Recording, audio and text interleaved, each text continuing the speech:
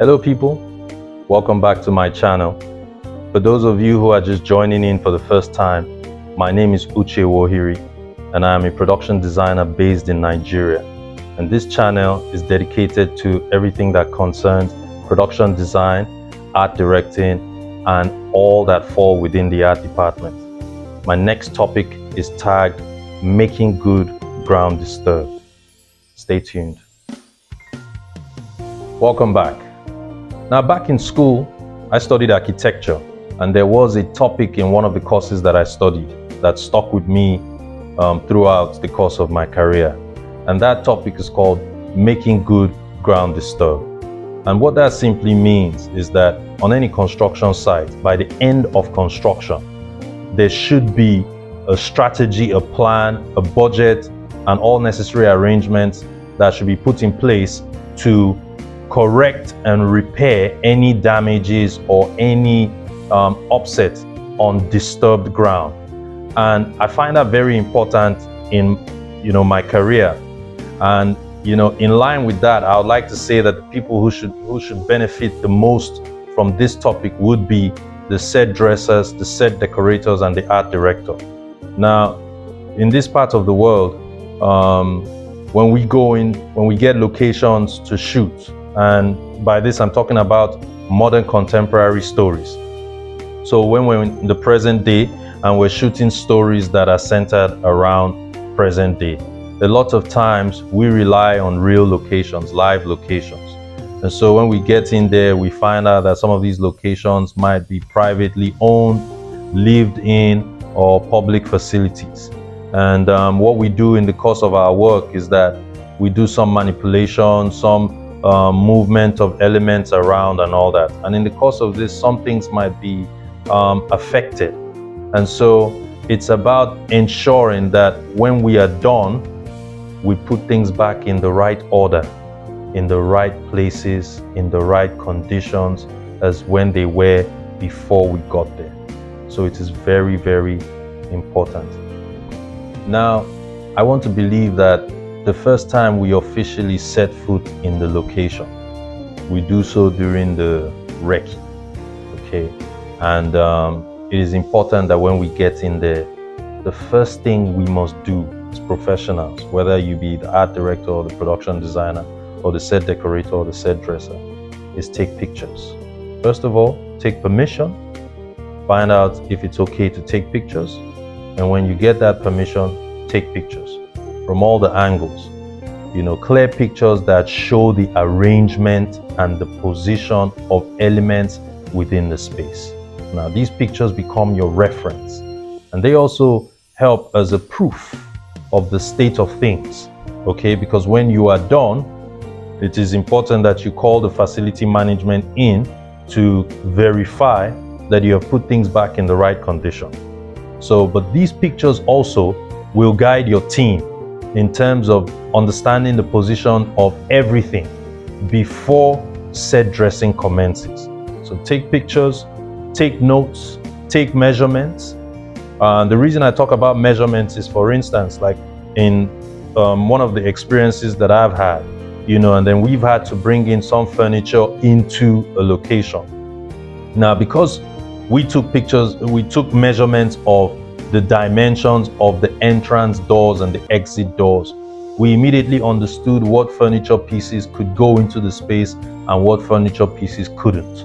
Or we also found out which furniture could be dismantled in a certain way in order to make things easier for us to get them in or not.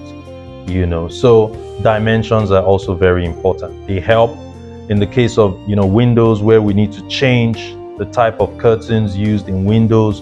We understand what sizes, what quantities of fabric to use in the case of fabric curtains and things like that. These would help. So when we take pictures and we take measurements, we go in to make plans. In some cases, some locations already have some furniture elements and some set dressing, interior decor pieces that can work, that conform with our own design. And so we can start to identify which elements stay and which elements will need to be moved out. One of the most important things we should do as well when we get into the place is we must always be in touch with the facility management. Take numbers so that you can ask questions even when you have left the location to find out about certain elements that you might need. Like, if you're going to move certain furniture pieces, where can you move them to? All right, how long can they be there? In what condition can you leave them in, considering what they are, and things like that. You can also find out, how many socket points are in there in the case where you need to bring in your own practical lamps, and any other device that might require power. You need to find out, those points and what the proximity of those points is to the position of the devices that you need to bring in and the practical lamps. These are all things that you need to find out, and you can only do that if you're in touch with the facility management, whoever is monitoring the space at the time, the go-to person.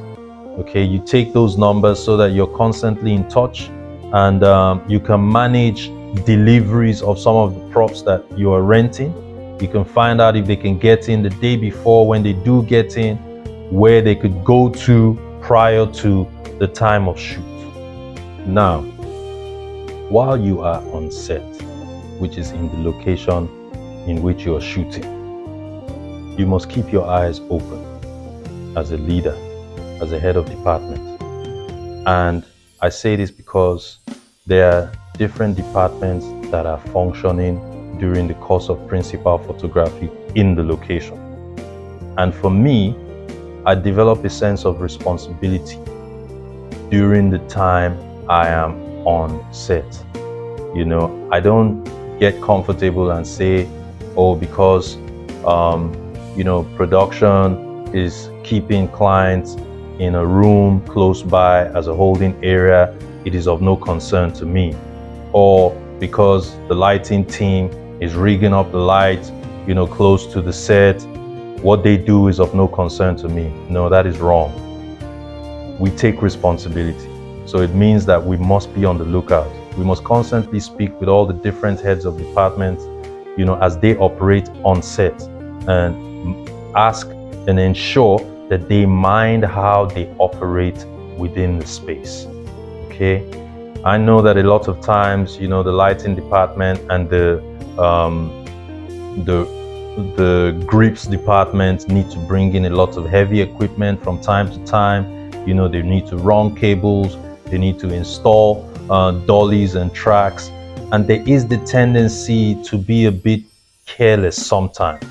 And so I usually speak to my team about, even in some cases, guiding them physically, ensuring that the edges of the tracks all going in the right way, they don't chip or scratch the edges or things like that, so that this ensures that by the time we are out, or by the time we're done with principal photography, there is no damage whatsoever.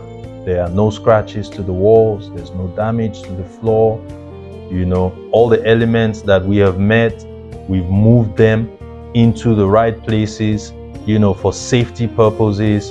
And then when everybody is done and we wait for the lighting team and the grip team to get their equipment out, we proceed to rearrange the location in the order that we've met it. And this has come with great benefits to me in my career. I mean, on one occasion we went to shoot in a furniture company, and the owner of the furniture company said to me after the shoot that he's happy to let me rent any of his furniture whenever I wanted to, at great discount. And I believe that he did that because he was very happy about the way we took care of his furniture, even in the course of his shoot.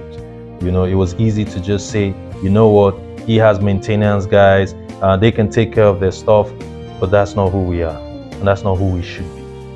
So we took up the responsibility of moving the furniture in the right manner, positioning them in the right places that are safe and that are out of the way, and putting them back as soon as we were done with each scene.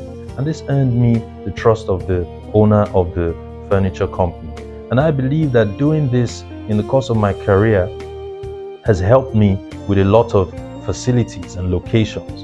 And whenever they hear that my team and I are coming in to use the space, there's a level of comfort that they have, an assurance that they have that their spaces will be taken care of. So ensuring that you take care of the locations, builds up the trust for you that not just you, but other professionals in your industry will benefit from. In conclusion, making good ground disturbed does certain things for us as professionals and as an industry. One, it creates trust, okay? And that trust gives us access, okay? There is an experience that I had. I came into a place to shoot. We had a commercial to shoot. And when we got in there, the lady who owned the place, she was a bit hostile. And I immediately realized that she might have had a bad experience with, a previous production. And I was patient, and I proceeded to guide my team and carry on with our work. And during the course of the production, she became softer. She called me back, she apologized for the way that she spoke with me initially, and she started to help out and even suggest items that she had.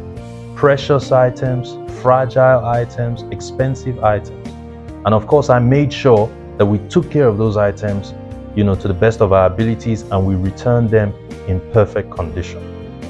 And I believe that I have corrected the mindset that, she initially had. And I believe that other people will reap the benefits of this, okay?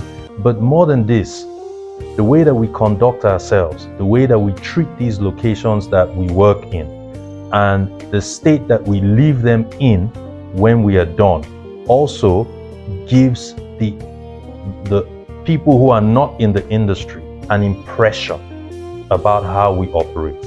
So we want to leave a positive impact in the hearts of the people we'll go to, so that they will in turn tell other people about how disciplined and how diligent that people in the film industry are. That's all we have for today. I'm grateful for the opportunity to do this once again. I urge you to like, subscribe, and share.